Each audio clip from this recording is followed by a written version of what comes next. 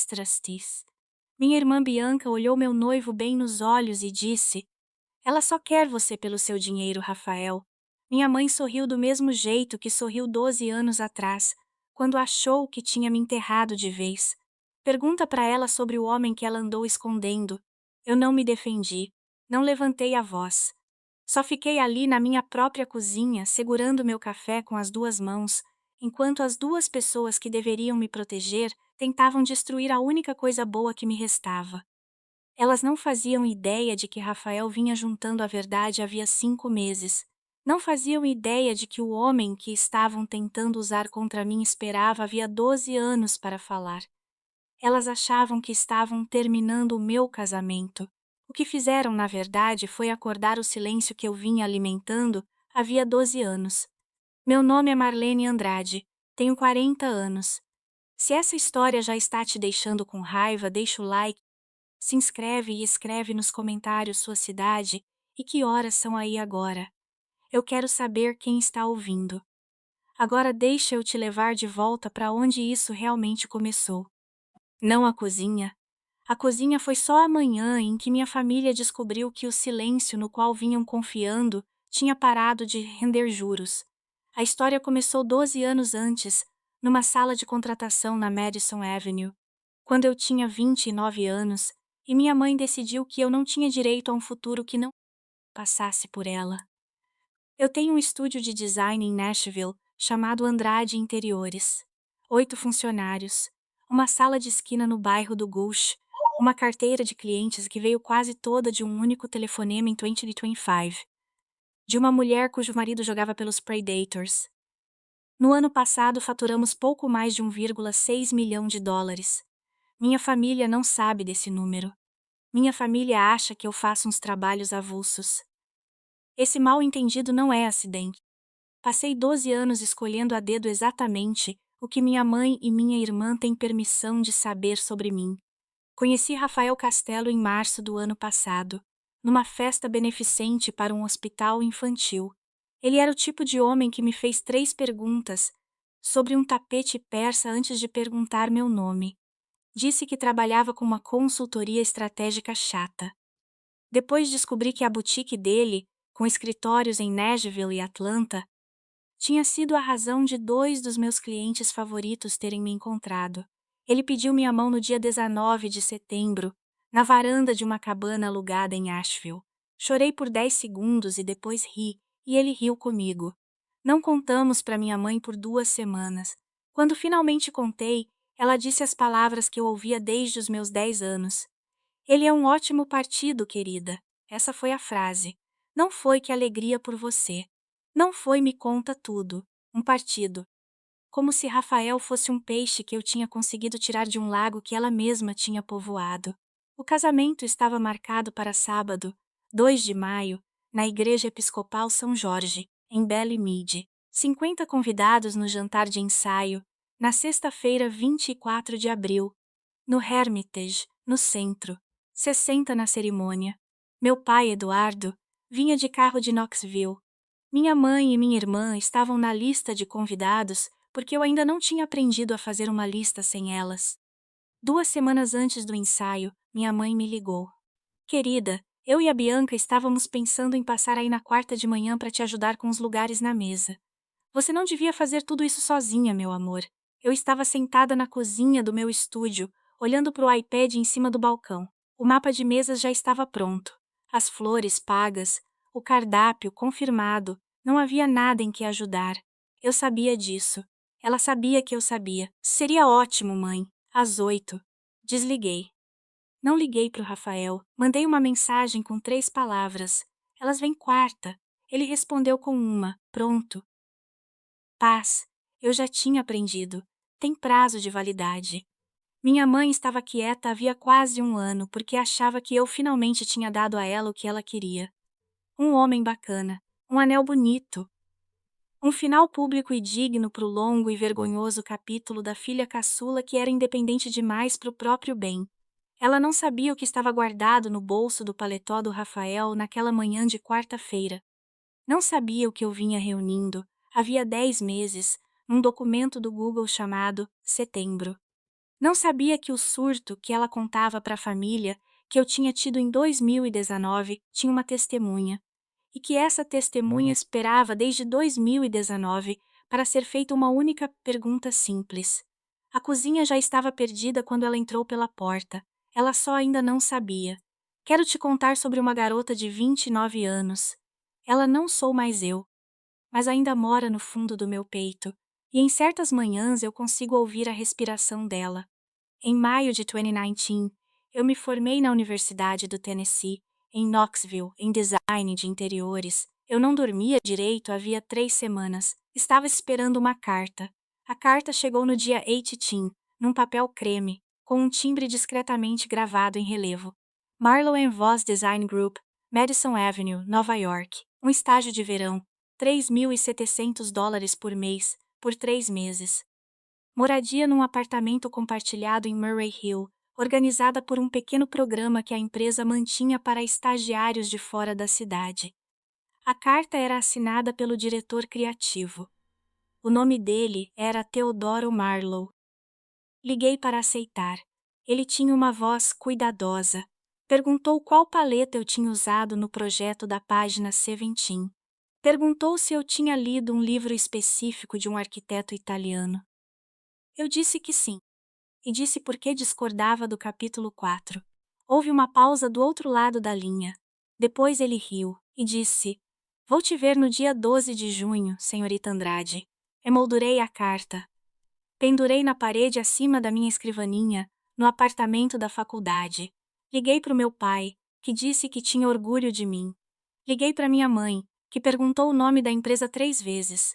Perguntou o endereço. Perguntou o telefone do escritório.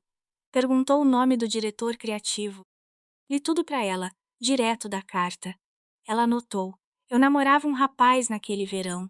O nome dele era Bruno Vilela, ilustrador de livros infantis. Desenhava sapos e cachorrinhos com cara de confuso. Ele era bom, gentil e o tipo errado de apropriado para minha mãe. Tinha topado ir comigo para Nova York. Tinha uma irmã no Brooklyn com quem a gente podia ficar no começo. Contei para minha mãe sobre o Bruno na mesma conversa em que falei da carta. Esse foi meu erro. Ela não gritou, nunca gritava. Deixou a impressão de um artigo em cima do balcão da cozinha, 3 dias depois. O artigo era sobre taxas de divórcio entre, nas palavras dela, casais da classe criativa. Ela deixou ali por 3 dias inteiros. Eu não mexi. Ela também não. Na manhã do dia 14 de junho, 2 dias antes do meu voo, minha mãe bateu na porta do meu quarto às 7 da manhã, com um café numa mão e um envelope na outra. Filha, eu sinto muito. Colocou o envelope em cima da cama. Dentro havia uma carta no mesmo papel creme da proposta. Dizia que a empresa lamentava informar que, devido a decisões internas de reestruturação que afetavam o grupo de verão, a oferta de estágio anteriormente concedida estava sendo formalmente cancelada. A carta estava datada de 12 de junho. Estava assinada com uma rabiscada letra preta e fina. T. Marlowe. Li 3 vezes. Minha garganta fechou. Eu liguei para eles hoje de manhã para perguntar sobre estacionamento, minha mãe disse. Eles me contaram. Pedi que colocassem por escrito, para você ter um fechamento. Sinto muito, muito mesmo, filha. Sentou ao meu lado na cama, esfregou minhas costas. Acho que eu estava chorando. Não me lembro, eu não liguei de volta para a empresa. Essa é a frase que passei 12 anos me perguntando.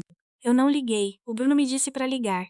Ele falou, liga só, mais uma vez só. Eu respondi. O que tem para perguntar? A carta é definitiva, fechei o laptop. Desisti do apartamento em Murray Hill.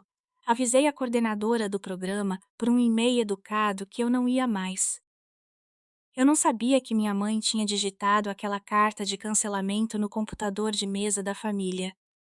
Não sabia que, no dia anterior, ela tinha ligado para a empresa se passando por uma parente preocupada e contado, com voz tensa e pesarosa, que eu tinha sofrido um colapso nervoso e não teria condições de assumir o estágio. Não sabia que 2 dias depois de me entregar aquele envelope, minha irmã Bianca, que tinha 31 anos, estava desempregada e recém-divorciada de um homem chamado Tiago Bastos. Embarcou num voo para o aeroporto de LaGuardia com uma capa de portfólio que não era dela. Passei os anos seguintes reconstruindo minha vida em silêncio, longe de Nova York, longe da versão de mim que eles tinham decidido enterrar. Fiz cursos livres de design comercial de interiores. Li todo o livro que meu pai me mandava no Natal. Ele mandava um todo dezembro. Nunca escrevia um bilhete com mais de 2 palavras dentro. Só sem motivo. Em maio de 2021, uma mulher na mesa 11 me deixou uma gorjeta de $65 e um bilhete na nota que dizia: Seu olho para cor está sendo desperdiçado em mesas de restaurante. Havia uma única inicial assinada embaixo. Nunca descobri quem era, guardei a nota, ainda tenho numa caixinha de madeira no meu escritório. Em 2021, meu pai se divorciou da minha mãe. Ele se mudou para uma casa menor em Knoxville. Começou a me mandar $260 por mês pelo Venmo. A descrição sempre dizia, sem motivo. Ele não pedia que eu confirmasse o recebimento. Eu não confirmava. Ele continuou mandando por 18 meses. Usei parte desse dinheiro para pagar a caução do meu primeiro contrato comercial. Nunca contei isso a ele. Em 2022, decorei o quarto de um bebê em Brentwood por $1.050. A mãe do bebê contou para as amigas. As amigas dela eram do tipo que contam para outras amigas. Em março de 2025, abri a Andrade Interiores. Aluguei uma salinha no Gucci com fachada de vidro. A primeira coisa que pendurei na parede foi uma foto que minha mãe tirou de mim aos 4 anos, desenhando com giz na calçada. É a única foto da minha infância que guardei. Emoldurei sem pensar direito no porquê. No outono de 2026, eu já tinha 8 funcionários. Tínhamos projetos em Belmead, em Mountain Brook, em Buckhead, em Lookout Mountain. Comprei um Honda Accord usado, em vez do BMW que minha contadora dizia que eu podia bancar. Mandava para minha mãe um cartão de Natal todo ano, com uma foto do meu gato. Não a convidava para o estúdio. Ela não perguntava. Em dezembro de 2026, um e-mail caiu na minha caixa de entrada. O remetente era um endereço que eu não reconhecia. Uma sequência longa de letras num protonmail.com. O assunto tinha 4 palavras, sobre 2019, leia quando puder. Não tinha corpo de texto, tinha um anexo em PDF, uma única página. Abri. Era a lista de estagiários de uma empresa de design que eu não deixava a mim mesma nem sussurrar desde a manhã em que minha mãe me entregou aquele envelope. Marlon Voss Design Group, verão de 2019, uma grade de nomes com fotos de crachá. Na terceira linha, quinta coluna, estava um nome que eu conhecia. Marlene Andrade. Ao lado desse nome, um rosto. O rosto não era o meu. O rosto era da Bianca. O cabelo dela estava mais claro. Ela usava óculos. Bianca nunca tinha usado óculos na vida. Fechei o laptop. Não abri de novo por 3 dias. Quando abri, o e-mail ainda estava lá. Não respondi, não apaguei. Não olhei de novo até agosto seguinte. Disse a mim mesma que tinha imaginado o rosto. Disse a mim mesma que podia ser coincidência. Disse a mim mesma um monte de coisas naqueles 10 meses. A verdade é que eu estava com medo. Eu tinha construído uma vida dentro do silêncio no qual minha mãe me empurrou quando eu tinha 29 anos. O silêncio tinha um formato, tinha paredes, tinha teto. Eu tinha decorado aquelas paredes, pendurado quadros, dado festas, até me apaixonado lá dentro. Se eu abrisse aquele e-mail até o fim, as paredes iam cair, e eu ia ter que morar em qualquer coisa que o silêncio andasse escondendo. Eu tinha 39 anos. Estava prestes a conhecer, numa festa beneficente, um homem que me faria 3 perguntas sobre um tapete. Estava prestes a ser amada direito pela primeira vez. Eu não estava naquele dezembro pronta para saber. As paredes caíram do mesmo jeito. Sempre caem, só demorou até agosto. Rafael pediu minha mão no dia 19 de setembro. Eu disse sim antes de ele terminar a frase. A verdade, porém, é que eu já estava no longo começo de uma história diferente desde 6 semanas antes disso. Desde o dia 11 de agosto. Desde um telefonema. Era uma terça-feira. 11h32 da manhã. Eu estava no estúdio revisando renderizações para uma cozinha em Mountain Brook. A recepcionista, Marina, atendeu a linha da frente. Ouvi ela dizer: ela está aqui. Um momento, por favor. Depois veio até a porta da minha sala. Marlene, tem uma Cássia Reis do Pinecrest Brand Studio, de Atlanta, na linha. Ela diz que é uma ligação de verificação. Eu não conhecia ninguém no Pinecrest, não conhecia nenhuma Cássia. Atendi. Senhorita Andrade, obrigada por atender. Estou no setor de contratação sênior e estou entrando em contato como parte de um processo final de verificação de antecedentes de uma candidata. Tenho uma pergunta que pode parecer incomum. Pode falar. A candidata é Bianca Andrade Bastos. Acredito que seja sua irmã. Eu não disse nada. O currículo dela lista um estágio de design na Marlow Voss, em Manhattan, verão de 2019. Nossa ligação padrão de verificação com a empresa retornou um registro em nome de Marlene Andrade. Quando perguntei à candidata, ela explicou que tinha usado o nome da irmã como uma espécie de apelido profissional durante aquele estágio. Também explicou que vocês duas tinham, entre aspas, um portfólio compartilhado naquela época. Estou ligando porque essa explicação é incomum o bastante para eu querer confirmar antes de seguirmos em frente. Existe um tipo particular de silêncio dentro da minha cabeça que já aconteceu comigo 3 vezes na vida. É o silêncio bem antes do meu corpo entender o que minha mente acabou de compreender. A primeira vez foi no meu quarto aos 29 anos, na manhã do envelope. A terceira seria numa quarta-feira, 15 de abril, na minha própria cozinha. A segunda foi naquela terça de agosto, no telefone do estúdio. Eu disse bem claramente: eu nunca trabalhei na Marlow Voss. Nunca fui a Manhattan a trabalho. Nunca compartilhei portfólio nenhum com minha irmã. Não tenho nenhuma informação sobre por que ela diria qualquer uma dessas coisas. A linha ficou em silêncio por 4 segundos. Obrigada por ser clara comigo, senhorita Andrade. Vou precisar dar continuidade internamente. Agradeço o seu tempo. Ela desligou. Fiquei sentada na minha mesa por 40 minutos. Depois fechei a porta da sala. Depois abri o laptop, entrei no e-mail e procurei pela palavra Marlow. O e-mail anônimo de dezembro era o segundo resultado. Cliquei. Abri o PDF, aumentei a imagem do crachá da Bianca na tela. Passei a ponta do dedo pela mancha no canto inferior do crachá. Havia uma marca de tinta ali, uma impressão digital. Perto do canto do L de Andrade, abri uma gaveta da minha mesa e tirei uma pequena caixa de arquivos que eu tinha trazido comigo do East Nashville pro Gush e nunca tinha aberto. Dentro daquela caixa estava o envelope de 2019, a carta de oferta original da Marlow Voss, a carta de cancelamento que minha mãe tinha me dado. Coloquei as duas cartas lado a lado, pus meu celular na mesa e liguei a lanterna. Segurei a carta de oferta ao lado da carta de cancelamento sob a luz. O logotipo na carta de cancelamento era 4 milímetros menor que o logotipo da carta de oferta. A fonte do nome do diretor na carta de cancelamento estava sem o pontinho acima do I minúsculo de Marlow. A data na carta de cancelamento usava pontos entre os números. Cartas comerciais americanas usam barras. Minha mãe tinha digitado a carta de cancelamento no mesmo computador de mesa da família que ela usava para imprimir o boletim da nossa igreja. Fiquei sentada na sala até o sol se pôr. Não liguei para o Rafael naquela noite. Não liguei para o meu pai. Não liguei para ninguém. Servi uma única taça de vinho e fiquei olhando o poste de luz lá fora acender. Não chorei. Só fiquei olhando a luz. Não liguei para o Rafael por mais 5 dias. Ele não era a primeira pessoa que eu precisava encontrar.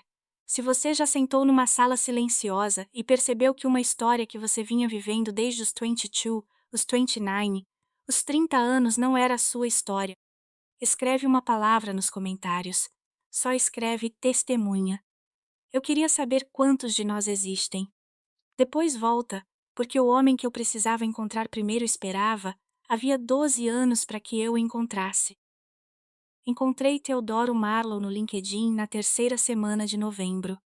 Ele tinha saído da Marlow Voss em 2022, tinha fundado sua própria consultoria boutique em Tribeca, chamada Marlow Advisory. A foto do perfil era de um homem de cabelo grisalho e cardigan elegante. Os olhos pareciam mais jovens do que deveriam. Mandei uma mensagem de 3 frases. Senhor Marlow, meu nome é Marlene Andrade. Em junho de 2019, Uma proposta de estágio foi feita a mim na Marlow Voss.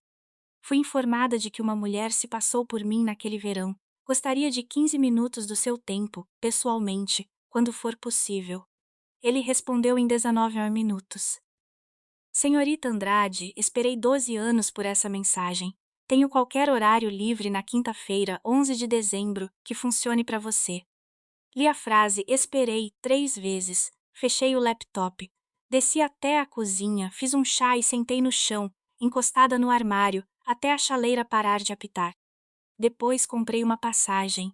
No dia 11 de dezembro, voei de Nashville para LaGuardia no primeiro voo da manhã. O avião pousou às 8h40. Peguei um táxi amarelo pelo túnel da Midtown, desci até o Tribeca e pedi para o motorista me deixar um quarteirão antes, para eu caminhar o último trecho sozinha.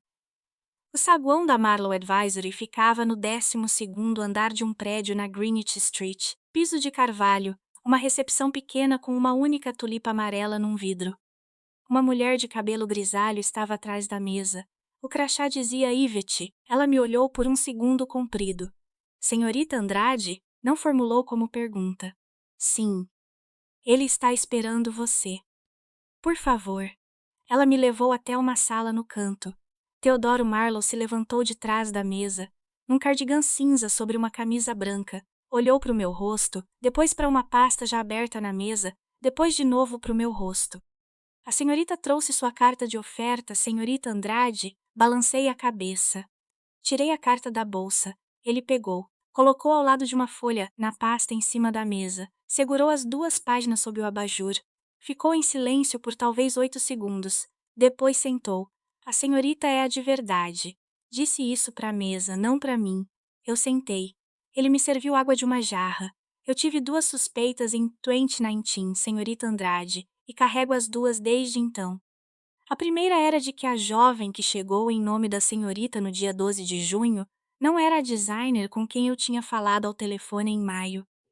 Ela não sabia descrever a teoria das cores que supostamente tinha usado no projeto da página 17.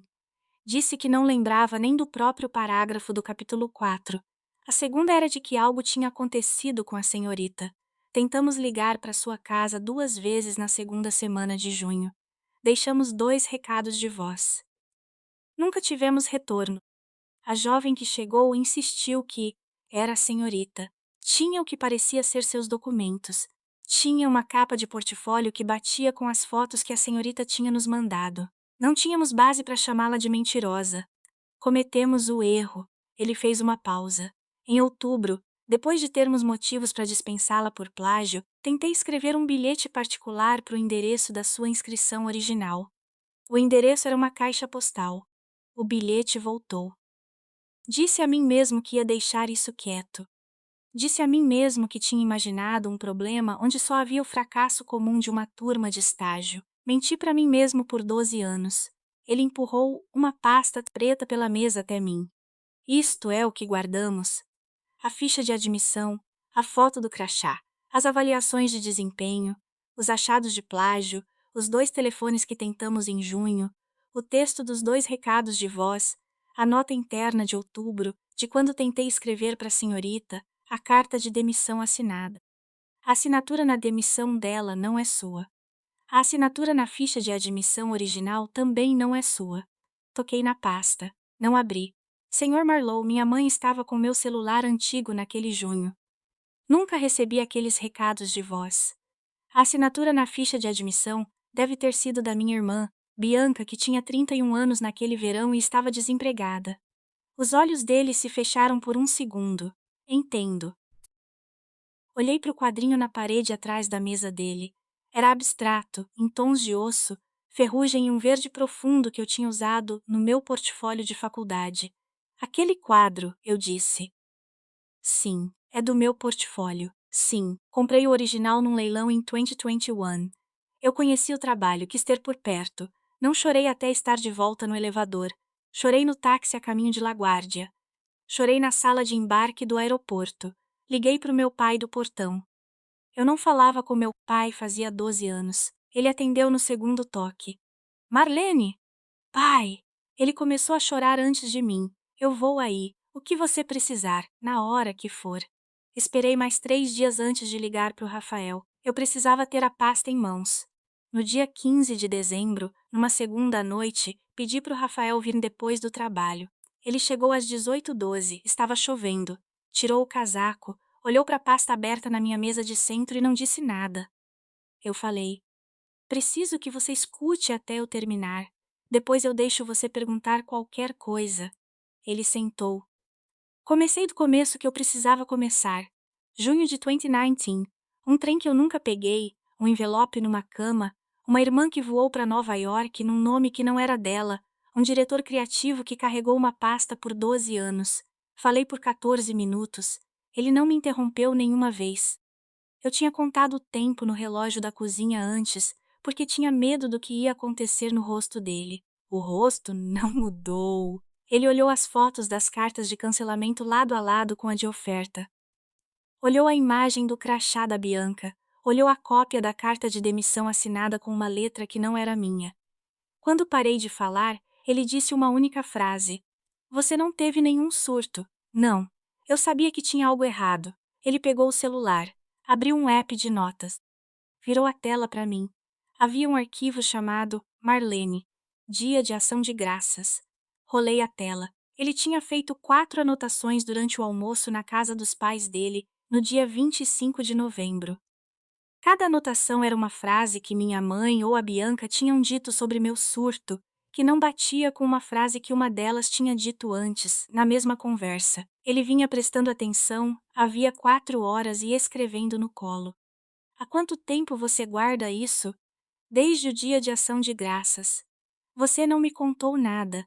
Você estava fazendo o seu trabalho. Ele segurou minha mão. Segurou por muito tempo. O que você quer, Marlene?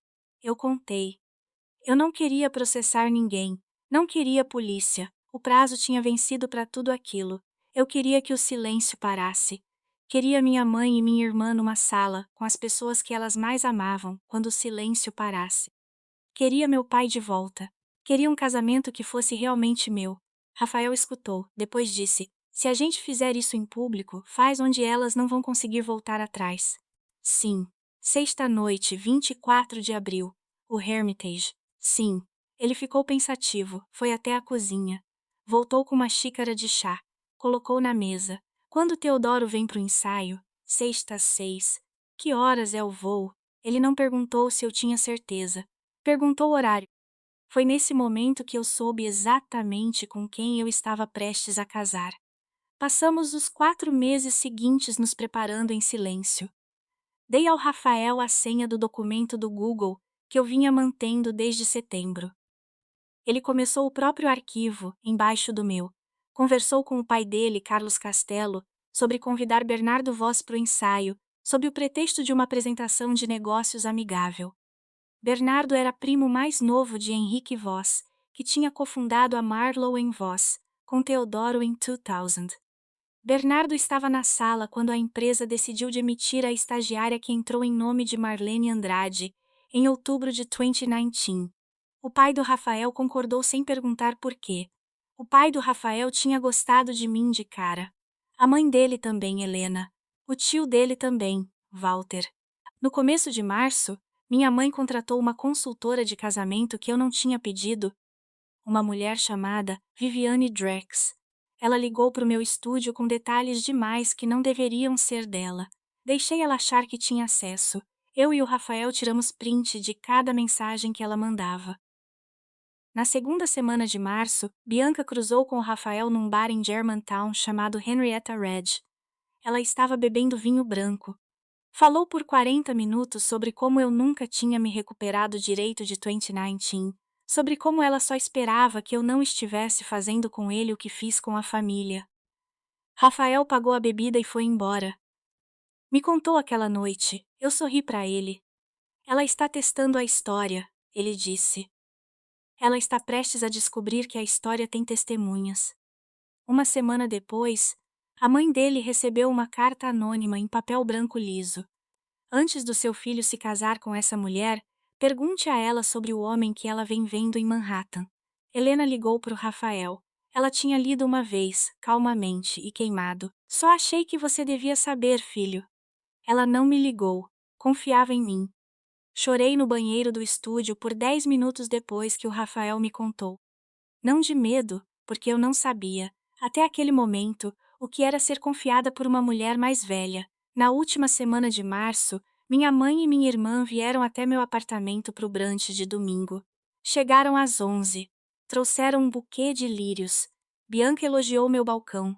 Não entrava no meu apartamento fazia 2 anos. Coloquei bagels, salmão defumado e uma jarra de mimosa. Sentamos. Bianca pegou a foto emoldurada no meu console, eu e o Rafael na varanda em Asheville. Na noite em que ele pediu minha mão, virou o porta-retrato nas mãos, colocou de volta com um cuidado exagerado. Servi mimosa para ela. Você sempre cai de pé, né? Ela disse. Depois de tudo. Minha mãe sorriu dentro do copo. Fomos até o iPad em cima do balcão. Eu tinha o mapa de mesas aberto. Não tinha convidado minha mãe para opinar, ela quis opinar assim mesmo. Notou que a mãe do Rafael, Helena, estava na mesa 1 e ela, Patrícia, estava na mesa 4. Congelou por um segundo. Bianca notou. Claro que a mãe do Rafael fica na frente. Mãe, disse Bianca docemente. Essa é a família nova agora. Minha mãe falou, com a mesma voz que usou na manhã da carta de cancelamento. Filha, você não acha que sua própria mãe devia estar na frente? Os pais do Rafael estão pagando o ensaio, mãe. O mapa de mesas reflete isso. Minha mãe olhou para Bianca. Foi um olhar que eu já tinha visto exatamente 2 vezes na vida. A vez mais recente antes daquela tinha sido na cozinha da casa dos meus pais, na segunda semana de junho de 2019. Eu não tinha entendido na época o que aquele olhar significava. Agora eu sabia. Precisei sair para atender uma ligação. Era o Teodoro confirmando os horários do voo para o ensaio. Fui até o corredor e atendi. Sim. Sexta, 6 da tarde. O Hermitage. Voltei para a cozinha. Deixei o celular virado para baixo no console perto da porta. Bianca pediu licença para lavar as mãos. O banheiro ficava perto da cozinha. O corredor não era o caminho dela. Quando voltei, meu celular estava virado para baixo, onde eu tinha deixado. O ângulo estava uns 2 graus diferente. A tela tinha ficado acesa quando ela tocou. A mensagem mais recente visível teria sido o Teodoro confirmando sexta às 6 no Hermitage. Bianca voltou para a cozinha 4 minutos depois, meio corada. Minha mãe perguntou: Bianca, filha, você está bem? Estou, mãe. Foram embora a uma. Agradeceram pelo brunch. Cada uma me deu um beijo no rosto. Assisti o carro dela sair da garagem circular do meu prédio. Assim que passou o portão, liguei para o Rafael. Ela acabou de ver uma mensagem confirmando sexta com um homem chamado Teodoro, às 6, no Hermitage. Ótimo, disse Rafael. Naquela tarde, Bianca mandou uma única linha para minha mãe. Ele é mais velho, tipo, bem mais velho, um tal de Teodoro. Temos até sexta. Minha mãe respondeu com 4 palavras. Então a gente age agora. Sei o que essas mensagens diziam porque a Bianca nunca pensou em apagar. Por 3 dias minha mãe não ligou. Na terça-feira à noite, dia 14 de abril, ela ligou. Filha, deixa eu ir aí amanhã de manhã. Precisamos conversar antes do ensaio. Só a família. Às 8, eu disse. Desliguei. Mandei 3 palavras para o Rafael. Elas vêm quarta. Ele respondeu com uma pronto. Quarta-feira, 15 de abril. Tocaram a campainha 3 minutos antes das 8. Minha mãe estava de blusa de seda azul marinho. Minha irmã carregava uma mala de viagem. Caso a gente fique para ajudar, meu amor, disse Bianca. Eu não tinha convidado ninguém para ficar. Rafael estava no quarto de hóspedes, com a porta entreaberta. Estava lá desde as 6h03. Tinha trazido um envelope pardo do carro. O envelope estava no balcão da cozinha, dentro de uma sacola de mercado. Havia 3 cafés no balcão quando elas entraram. Eu tinha servido 10 minutos antes, já estavam esfriando. Você está magra, filha. A voz da minha mãe era carinhosa. Está se alimentando? Estou bem, mãe. Bianca elogiou o apartamento. Disse que a luz da manhã ficava linda ali. Minha mãe sentou na ilha. Sentei do outro lado. Bianca ficou perto da janela, com o café na mão. Conversamos amenidades por 8 minutos, sobre flores, sobre o bebê de uma prima, sobre se o chefe do Hermitage Era o mesmo que tinha feito o casamento da minha prima 2 anos antes. Então Rafael entrou. Estava de camisa social azul marinho e calça cinza. Ele não tinha planos de vir, pelo que minha mãe e a Bianca sabiam. Os olhos da minha mãe passaram por ele, depois por mim, depois voltaram para ele. Ela perdeu meio segundo de fôlego, se recompôs. Rafael, filho, eu não sabia que você ia estar aqui. Patrícia, Bianca, bom dia. Ele se serviu de café, ficou de costas para o balcão, ao meu lado. Bianca tomou um gole do próprio café, colocou a xícara na mesa, virou para o Rafael, suavizou o rosto. Rafael, posso ser sincera com você? Por favor. Ela só quer você pelo seu dinheiro, Rafael. Sinto muito ser eu quem diz isso. Sou irmã dela. Eu amo ela, mas você merece saber. Minha mãe pousou o café, sorriu. Era o mesmo sorriso que eu não via desde a manhã da carta de cancelamento. E filho, ela disse para o Rafael, pergunta a ela sobre o homem que ela anda escondendo. Eu não me defendi, não levantei a voz. Segurei meu café com as 2 mãos. Rafael olhou para mim, não para elas, para mim. Você quer responder a isso? Ele perguntou. Não, eu disse. Eu queria que elas saíssem da minha casa. A voz da minha mãe ficou tensa. Marlene, seja razoável. Isso é sobre a segurança do Rafael, não o seu orgulho. A família toda vai saber sobre esse homem, mais cedo ou mais tarde. Rafael pousou o café, enfiou a mão na sacola de mercado e tirou o envelope pardo. Colocou no balcão entre nós. Não abriu. Tem uma coisa dentro desse envelope, disse Rafael. Ela vai aparecer, mas não aqui, não na frente de 4 pessoas. Patrícia, Bianca, vocês vão ver na sexta, no ensaio, na frente de todo mundo que a Marlene ama. Até lá, por favor, vão embora. Bianca olhou para o envelope. A cor sumiu do rosto dela. O que tem aí dentro, Rafael? Minha mãe perguntou. Vocês vão ver na sexta. Marlene, disse Bianca. A voz dela tremia agora. Marlene, você não precisa fazer isso. Pousei meu café, olhei para minha irmã. Bianca, pega sua mala. Entra no carro. Minha mãe se levantou. As mãos tremiam de leve. Tentou segurar o olhar do Rafael. Ele olhou de volta, sem raiva. Foi essa parte que ela não aguentado. Ela tinha contado com ele ficando chocado. Pegou a bolsa. Foram embora às 8h42. A porta bateu. O apartamento ficou em silêncio. Rafael não se gabou. Eu não chorei. Despejei os cafés frios na pia. Ele tirou xícaras novas. Sentamos na ilha e bebemos em silêncio por um bom tempo. Elas vão passar os próximos 9 dias mentindo sobre o que aconteceu aqui, eu disse. Deixa. Sexta vai falar mais alto que 9 dias de mentira. Ele trancou o envelope na gaveta da minha cozinha. Sexta-feira, 24 de abril. O salão de festas do Hotel Hermitage. Coquetel às 6. Jantar sentado às 7. 50 convidados. Um pianista chamado Cauã Vale num canto, tocando aquele tipo de jazz clássico que deixa uma sala de estranhos mais à vontade uns com os outros. Eu vesti um longo vestido de seda esmeralda. Rafael, terno azul marinho. Meu pai, Eduardo Andrade, veio de carro de Knoxville. Chegou às 17h45 na entrada principal do hotel. Não me via fazia 12 anos e um mês. Fui sozinha até a entrada para recebê-lo. Ele saiu do carro, tinha envelhecido 10 anos em 12. Estava com o mesmo blazer cor de camelo que tinha desde 2016. Abracei ele na porta. Chorou no meu ombro, bem baixinho, do jeito que homens da geração dele choram. Sussurrou, desculpa ter chegado 12 anos atrasado. Você chegou na hora certa agora, eu disse. Deixei ele entrar. Helena Castelo já estava na porta do salão. Cumprimentou meu pai com as 2 mãos. Ela sabia que ele vinha. Tinha encomendado um bourbon específico para ele. Apresentei ele para todo mundo na sala.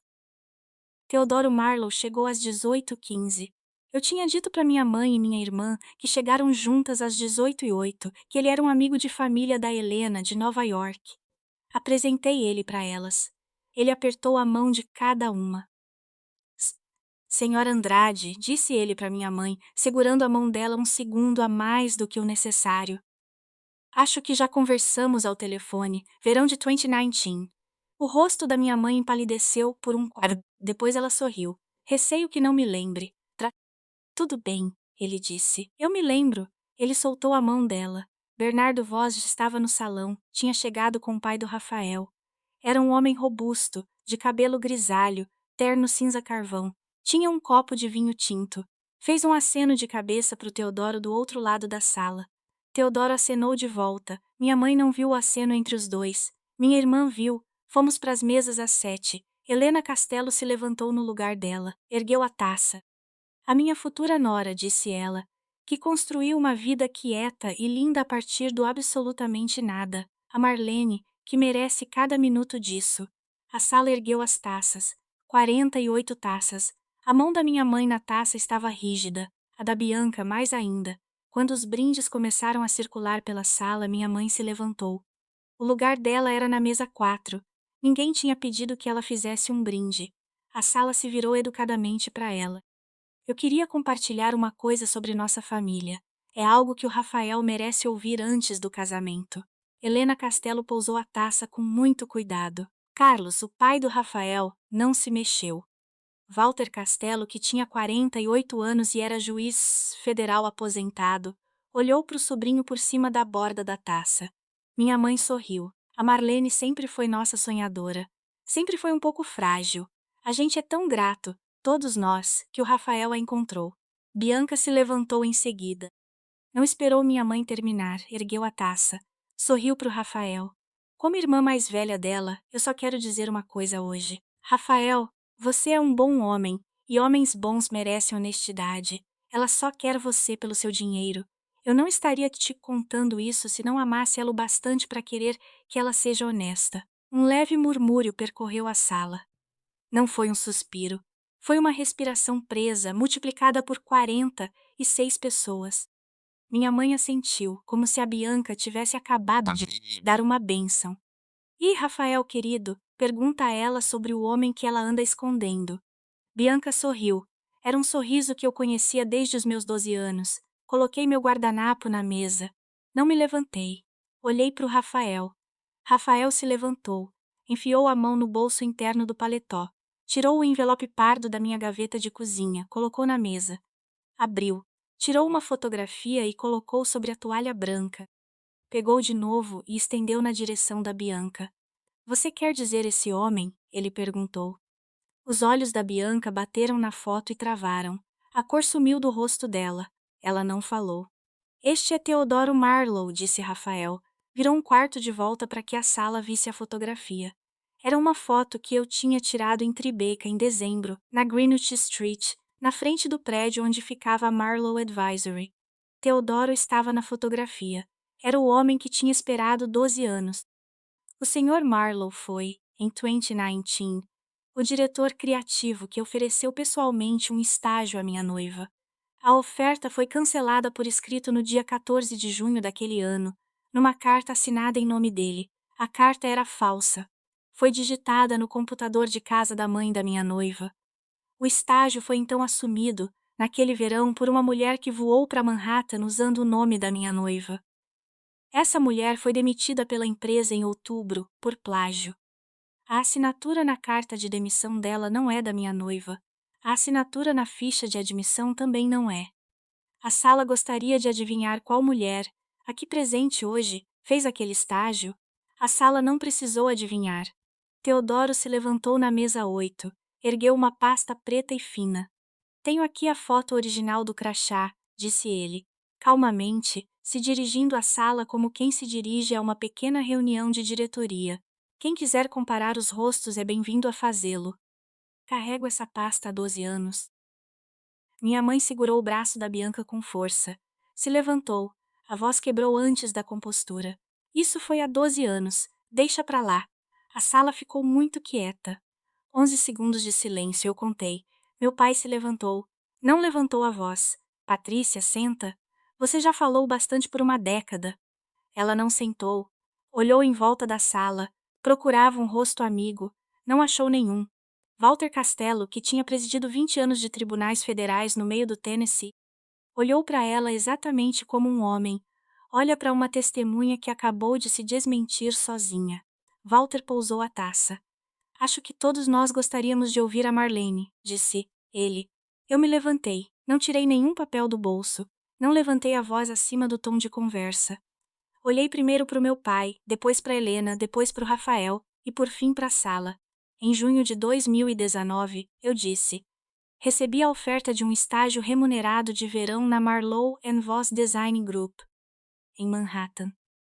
Nunca cheguei a embarcar no trem. Na manhã antes do meu voo, minha mãe me entregou uma carta que ela mesma tinha digitado no computador de casa da nossa família. A carta cancelava a oferta em nome da empresa. Ela também tinha ligado para a empresa nos dias anteriores, se passando por uma parente, e contado que eu tinha tido um colapso nervoso. Minha irmã Bianca, que tinha 31 anos e estava desempregada, voou para Nova York na data em que eu deveria voar. Ela assumiu o estágio em meu nome por 3 meses. A empresa demitiu em outubro, por plágio. Eles têm a foto do crachá dela, têm a assinatura dela, têm as datas de 2 recados de voz deixados no meu celular antigo, que eu nunca recebi porque minha mãe tinha trocado o chip. Me disseram que minha oferta tinha sido cancelada por reestruturação. Me disseram que eu tinha tido um surto. Por 12 anos, acreditei nela. Em agosto passado, uma recrutadora de Atlanta me ligou por engano durante uma verificação de antecedentes da Bianca. Esse é o único motivo de todos nós estarmos nesta sala hoje. Fiz uma pausa, olhei para o Teodoro. Ele fez um leve aceno de cabeça. Não estou aqui, eu disse, para arruinar ninguém. Estou aqui para recuperar o que eu deveria saber há 12 anos. Sentei. Bernardo Voss se levantou na mesa 2. Perdão por interromper, ele disse. Sou Bernardo Voss. Meu primo mais velho, Henrique, cofundou a Marlowe Voss com Teodoro Marlowe em 2000. Eu estava na sala dos sócios quando decidimos demitir a estagiária que entrou em nome de Marlene Andrade. A mulher que demitimos por plágio não é a mulher sentada na cabeceira desta sala hoje. Vou testemunhar isso em qualquer depoimento que qualquer pessoa desta família queira fazer. Ele sentou. A sala mudou. Eu senti fisicamente. Só senti isso 2 vezes na vida. A primeira vez foi no fim de uma aula do primeiro ano, na Universidade do Tennessee, quando um professor se inclinou por cima da mesa dele e me disse que minha teoria das cores era melhor que a de qualquer outra pessoa da turma. A segunda foi naquela noite. Minha mãe tentou mais uma vez. A voz dela estava fina agora, quase infantil. Isso é um mal-entendido. A Marlene tem tido problemas há anos. Ela vem fazendo terapia. A gente vem protegendo ela. Helena Castelo pousou a taça de vinho. Virou na cadeira. O rosto dela era um rosto que eu só ia ver de novo 2 vezes na vida, ambas em defesa de um dos meus filhos. Patrícia, disse Helena. A voz dela era perfeitamente nivelada. Sua filha falou, as testemunhas falaram. Acho melhor a senhora recolher suas coisas e ir para casa agora. Por favor, enquanto ainda houver alguma graça nesta sala. Minha mãe ficou de pé mais um segundo. Tentou puxar a Bianca pelo braço para levantar. Bianca tentou se levantar. As pernas não aguentaram. Voltou a sentar na cadeira. Minha mãe caminhou até a porta lateral do salão, sozinha. Saiu da sala às 8h42. Anotei o horário. Era a mesma hora em que ela tinha saído da minha cozinha na quarta-feira anterior. Bianca colocou a cabeça entre as mãos. Um garçom se aproximou, discreto. Ajudou a Bianca a se levantar, segurando pelo cotovelo. Levou ela para fora. Ela não olhou para mim. A porta fechou. O salão ficou em silêncio por 11 segundos. Eu contei. Cauã Vale, no canto, olhou para Helena Castelo. Helena olhou para o cunhado Walter, que fez um pequeno aceno de cabeça. Cauã começou a tocar. Tocou Claire de Lune. Tocou baixinho. Walter Castelo se levantou. Ergueu a taça. Não precisou levantar a voz. A Marlene. 48 taças subiram. O salão ergueu junto, como um só corpo. Se você já teve um familiar reescrevendo sua história sem sua permissão, digita uma palavra nos comentários. Só escreve testemunha. Às vezes esse é o ponto inteiro. Não é vingança, não é tribunal. É só ser testemunhado corretamente por gente suficiente numa sala só. Helena Castelo veio até minha cadeira, colocou a mão no meu ombro. Minha querida, ela disse. Você está em casa agora. Está em Tenlar. Eu concordei com a cabeça. Só chorei ali. Chorei uma lágrima. Não enxuguei. Meu pai veio contornando a mesa do outro lado. Ficou ao lado da Helena. Não me tocou. Esperou eu estender a mão para ele. Por 12 anos eu comi dia de ação de graça sozinha, em apartamentos que eu mesma pagava, e me convenci de que era assim que eu preferia. De pé entre meu pai e a Helena Castelo, naquele salão, entendi pela primeira vez que a solidão nunca tinha sido minha preferência. Sempre tinha sido só o meu orçamento. O casamento foi 8 dias depois, no sábado, 2 de maio, na Igreja Episcopal São Jorge, em Bellemeade. A manhã estava fresca e clara. Vesti um vestido de seda marfim, de mangas compridas. Dentro do corpete, na costura sobre o coração, tinha costurado um pequeno quadrado de couro preto. Tinha recortado da capa do portfólio que eu tinha feito à mão no último ano da faculdade, na primavera de 2019. O portfólio nunca chegou a Nova York. A capa foi comigo pelo corredor. Meu pai me levou até o altar. Estava mais firme do que eu esperava. Chorou durante as leituras. Teodoro Marlowe leu uma passagem curta de um livro sobre o ofício de fazer coisas. Ele olhou para cima depois da frase sobre o trabalho que sobrevive ao silêncio e olhou para mim por 2 segundos inteiros antes de sentar. Os votos do Rafael tinham 5 frases. A quinta foi a que eu levo comigo. Eu nunca vou te fazer escolher entre ser você mesma e ser amada. Tivemos 48 convidados, 2 lugares vazios. O primeiro lugar vazio era do meu lado do corredor. Na segunda fileira, para minha avó, Constança Andrade, que tinha morrido de pneumonia em maio de 2016. Coloquei uma única íris branca na cadeira dela. O segundo lugar vazio era o que minha mãe poderia ter ocupado. Bianca também não veio. Não tínhamos convidado. Não mandamos aviso. Elas sabiam. Ficaram em Knoxville.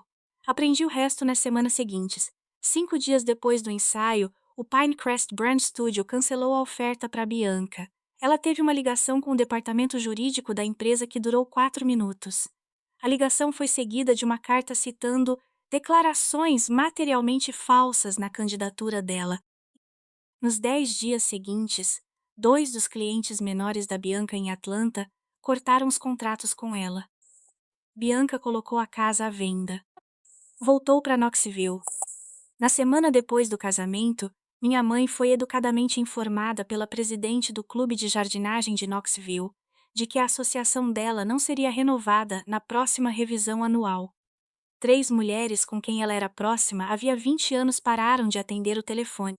O clube do livro da igreja dela, aquele que ela descrevia 1000 vezes como sua tábua de salvação, pediu que ela se afastasse de liderar as discussões. Meu pai se mudou para um apartamento pequeno, a 11 minutos do meu estúdio. Teodoro Marlowe ficou em Nashville por mais 2 dias depois do casamento. Foi até meu estúdio. Ficou muito tempo parado na frente daquele quadro abstrato que eu tinha pendurado na parede do fundo, no ano em que abri o negócio. Era irmão do quadro que ficava no escritório dele, em Tribeca. Não comprou, só olhou. Voou de volta para Nova York naquela segunda-feira de manhã. Mandou um único e-mail depois de aterrissar. O assunto tinha 9 palavras. Por favor, me avise quando abrir a próxima exposição. Não abri um único processo. Não precisei. A verdade fez o trabalho dela. Escrevi um post curto no site da Andrade Interiores sobre o que significa decorar um cômodo quando ninguém na sua família jamais decorou um para você. O post foi compartilhado 22.000 vezes. Não escrevi outro desde então. Na primeira segunda-feira depois da lua de mel, fui até o estúdio. Fiz café. Abri o laptop. Comecei um projeto novo. A luz da manhã entrava pela vitrine da frente do jeito que sempre entra no Gulch em maio, num feixe comprido atravessando o chão. Por 12 anos, minha família contou uma história sobre mim. Contaram em cada jantar em que eu não estava. Contaram tantas vezes que passaram a acreditar nela. Roubaram 12 anos da minha voz. Roubaram 12 anos. Não vão roubar mais nenhuma frase.